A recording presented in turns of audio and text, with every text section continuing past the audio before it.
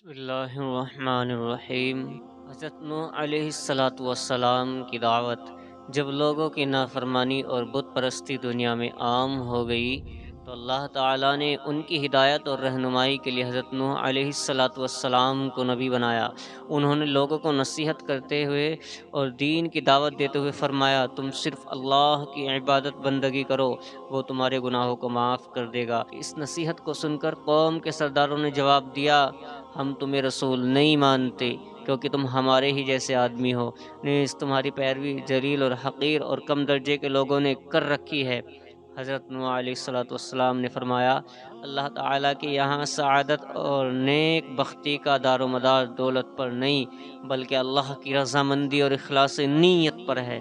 میں تمہیں یہ دعوت مال و دولت کی امید پر نہیں بلکہ اللہ کے حکم اور اس کی رضا کے لیے دے رہا ہوں، وہی میری محنت کا اجر و ثواب عطا فرمائے گا۔ غرض حضرت نوح علیہ الصلاۃ والسلام دن رات انفرادی اور اجتماعی اور خصوصی اور عمومی طور پر ایک طویل عرصے تک قوم کو شرک اور کفر اور اللہ تعالیٰ کی نافرمانی سے ڈراتے رہے، مگر وہ باز تو کیا آتے بلکہ الٹا عذاب الہی کا مطالبہ کرنے لگے۔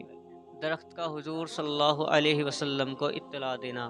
ایک مرتبہ کسی نے حضرت مصروف رحمۃ اللہ علیہ سے پوچھا کہ جس رات جناتوں نے حضور صلی اللہ علیہ وسلم کا قرآن سنا تھا، اس رات آپ صلی اللہ علیہ وسلم کو جناتوں کی حاضری کی اطلاع کس نے دی تھی؟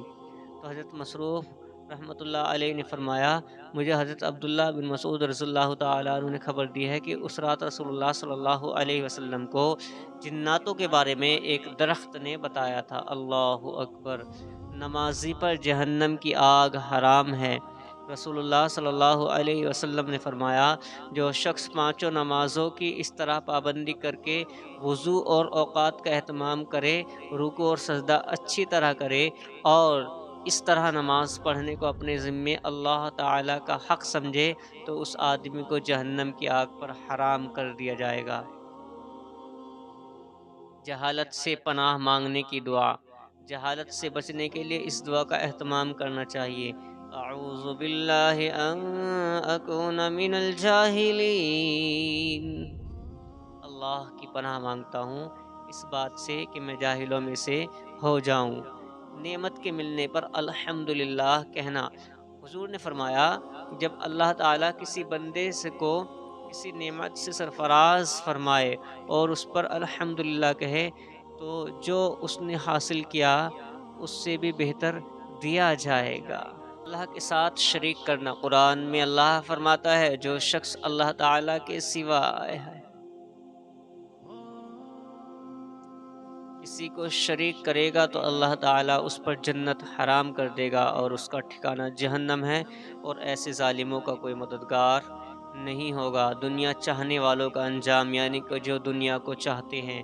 قرآن میں اللہ فرماتا ہے، جو کوئی صرف دنیا کو چاہتا ہے تو ہم اس کو دنیا میں جتنا چاہتے ہیں جلد دے دیتے ہیں، پھر ہم اس کے لیے دوزخ مقرر کر دیتے ہیں جس میں ذلت اور رسوائی کے ساتھ ڈھکیل دیے جائیں گے۔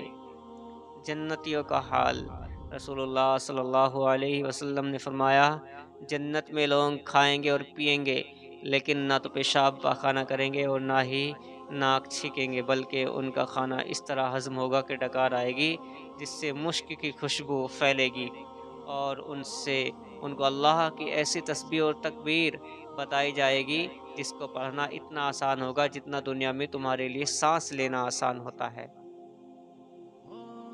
مسواک کے فائدے۔ حضور صلی اللہ علیہ وسلم فرماتے ہیں، مسواک ضرور کیا کرو کیونکہ اس سے اللہ کی خوشنودی حاصل ہوتی ہے اور آنکھ کی روشنی تیز ہوتی ہے۔ رسول اللہ صلی اللہ علیہ وسلم نے فرمایا، تم میں سے کوئی شخص وفات پا جائے تو اسے اپنے گھر میں دیر تک نہ روکو، اس کو جلد دفن کرو اور دفنانے کے بعد اس کے سر کی طرف کھڑے ہو کر سورہ بقرہ کا شروع حصہ اور اس کے پاؤں کی طرف کھڑے ہو کر سورہ بقرہ کا آخری حصہ پڑھو۔